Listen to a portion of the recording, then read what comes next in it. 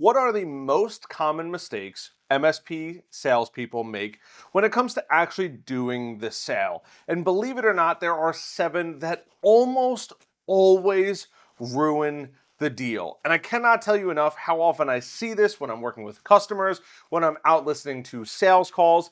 I consistently see these 7 mistakes made over and over again. But not only am I going to tell you the 7 mistakes, I'm also going to show you and tell you how to go fix them, because it is really, really important that not only do I tell you about the problem, but also make sure you understand the solution. How are you guys? My name is Harrison Barron from growth-generators.com. We help MSPs grow, whether it's sales training, marketing, or even some business operations. Now, before I get into today's video, I do want to mention just quickly, I am traveling right now, and I will be traveling for about 2 weeks at the time of releasing this video. So I might not be as active in uploading for the next 2 weeks. I'm going to do my absolute best, but I just got home from a dinner with a client, and I said, you know what? I can't let you guys start your Monday out without a video. So I'm going to do my absolute best to make sure you guys get at least, or try to get my 5 videos that I normally do every week up for you guys. So let's talk about the 7 most common mistakes that MSP salespeople make. And the first is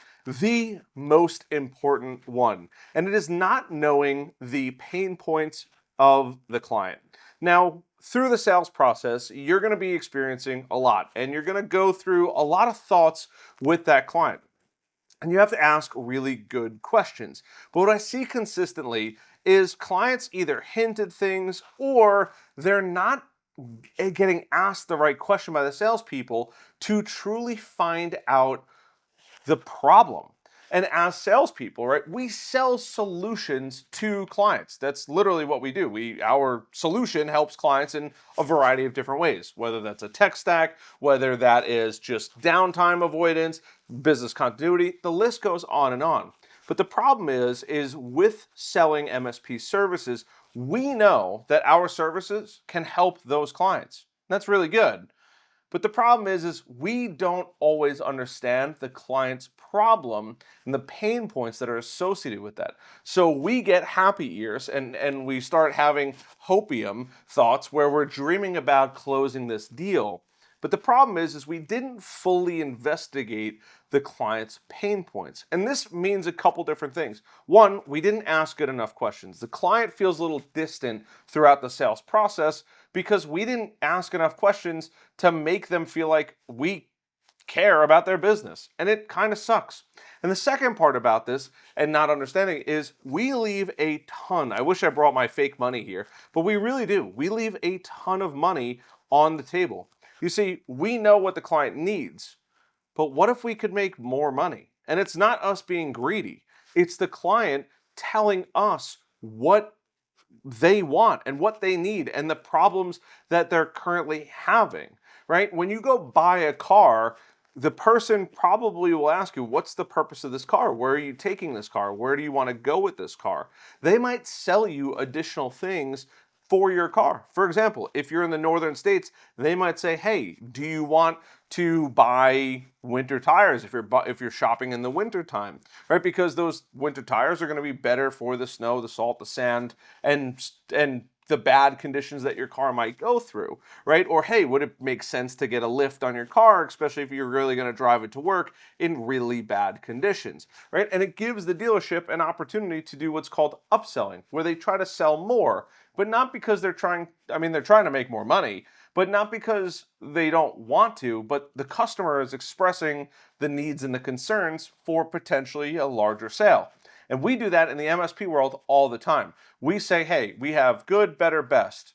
But there are bolt-on things that we can add into that, right? And that could vary tremendously for every one of your businesses. Maybe that could be rolling out a POS system. That could be helping them implement or onboard a specific software. And maybe it's upselling them computers. And we just say, hey, we got the deal and we think we're done. But the truth is we're not. They might say, hey, you know what? A lot of the computers are running really slow. We might think, oh, we'll just clean them during an onboarding. But what if they need new computers? Maybe they've been complaining about this for a while. So it's really, really, really important. Now, let's talk about the next problem and I have been super guilty of this. We talk about the features, and not the benefits. When a client buys, they don't realize that what they're buying, and we don't realize sometimes that what they're buying isn't the product. What they're buying is the solution, right? When you go and buy a gym membership, let's say, what are you actually buying? Yes, technically, your Planet Fitness, whatever Lifetime Fitness, whatever membership it is buying you time to the equipment in that gym. But what we really are buying is the solution that comes out of it, right? A healthier lifestyle, fitness, bigger muscles, whatever it might be associated with the gym. We as salespeople, I consistently see this all the time. We focus very heavily on the features of our service 24/7, backup, fast response times. The list goes on and on. Industry specific softwares. But what we always seem to forget is the benefit that the client gets. So, yes, 24/7 response times is what we sell, it's the feature. But what's the benefit to the client? Hey, your employees aren't going to be waiting all the time for support. We answer the phone extremely quickly, making sure that your employees are super productive. On top of that, right? And you can consistently go on to the benefits that you solve or the benefits that you provide to that customer. That's the big difference between those two. You have to make sure that you talk about the benefits to the customer, not the features of the product. The customer doesn't care about the features. They want to know the benefits of when they spend hundreds, if not thousands of dollars with you, they get the benefits associated with that. That's going to be the main difference. So stop worrying so much about the features of what you're actually selling and focus more on the benefits that the customer actually gets. And I guarantee you, especially just between numbers 1 and number 2, you're going to close significantly more deals. Let's talk about number 3, which is qualifying the deal and qualifying the prospect. Now, I cannot tell you how many people get, oh, they'd be a good customer. How do you know? Well, they said they have a bunch of computers. Okay. And do they have problems with those computers? Are they having issues? Are they fed up with their current provider? Are they worried about backup? I cannot tell you how many people qualify the lead incorrectly or too early. We think, oh, they have computers, I can sell them something. And that's not the case. We have to make sure that we're qualifying through the entire stage, especially the early part. It's first respectful to qualify and disqualify somebody early. If you realize that they are not a good fit by asking really good questions, it's important to tell them that. But also, just because you think they might be a good fit early on doesn't mean that they're always going to be a good prospect or a good potential client. You have to keep qualifying through all the phases of the sale. From that first initial, hey, they've explained that they have computers, that they're having computer issues, all the way to the discovery call when you're actually there meeting with them, and then even up until literally they're putting their signature on the document. You have to make sure that they're qualified the whole time, because if they're not qualified for any point, there might be a really bad customer, they might be really dissatisfied with what you're providing, they might not be a good fit for your business, and it's okay to have somebody not be a fit. By the way, if you're enjoying this video, please hit that like button and that subscribe button, because I'm very tired and I was like, you know what? I don't want to leave you guys out on a Monday stranded. So just give me that like and that subscribe button. So next, let's talk about focusing on the price instead of the value. We know what it costs, right? And I've mentioned numbers from down from $75 up to $300 plus per seat. But that really matters, that varies, I should say, tremendously. And we focus a lot on the price, and we don't sell based on value. Now, I've made videos in the past about selling based on the value that you provide, but I cannot tell you how many times when somebody says, hey, your prices are too expensive, and the MSP salesperson crumbles. Then what? If you're going in selling based on price, you have two major problems. One, you are now a commodity. They're looking and they're price shopping for everybody. That's number one. Number two is if they're asking about the price, they are looking for either a deal, They are looking for, they don't understand the value that you're providing, and that is going to give a lot of resistance. And if they think it's a lot of money, they're going to think it's a lot of money for forever, for as long as they're your customer. You don't want to deal with that. I wouldn't want to deal with that. So think about when you're selling to somebody and you're talking about the price, explain the value that's associated with this. Explain to them the value that your MSP provides for them. Especially if you're niche down, you probably provide a ton of value very specifically to that audience. Why not take it and run with that opportunity? That's going to be the big difference between your MSP charging more money and closing the deal than the next MSP not charging enough money, losing the deal, worried about that, and it really just makes for a bad overall experience. Number 5, and I hate that I even have to say this,